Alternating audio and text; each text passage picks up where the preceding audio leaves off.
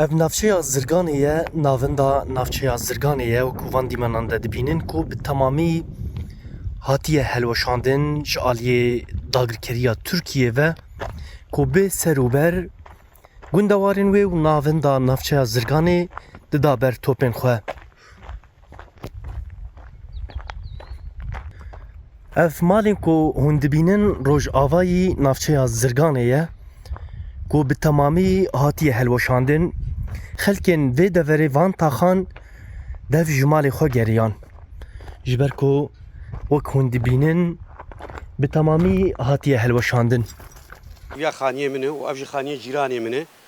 Tev din hate topa baran kirin ji ber tirka û çetê tirkayê avê dawiyê hate topa baran kirin.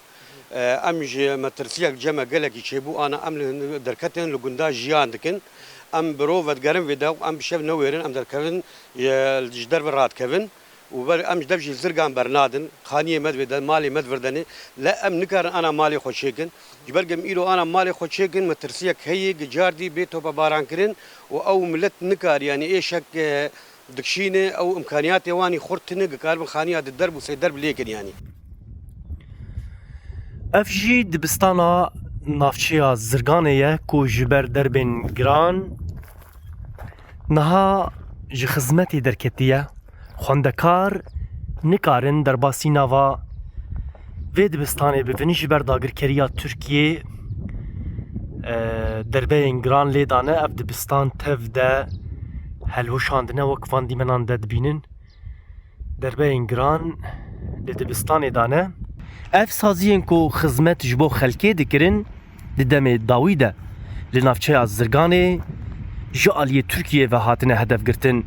Şaredariya Zirganê û gelek saziyên diniyên ku xizmet ji bo xelkê di nava navçeya Zirganê de dikirin Tirkiye bi temamî helweşandin. Belediya Zirganê şaredariyê ev ji destpêkê de hatî wêrankirin û ev şaredarî xidmeta millet dike.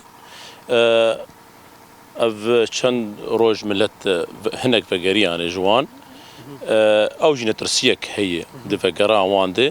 Ev hedefkirina Tirkî li saziyê me medenî dixistin. Yek ji wan şaredariya Zirganê bû a xidmeta millet dikir yani şaredarî xidmet ji bo millet dike hat wêrankirin.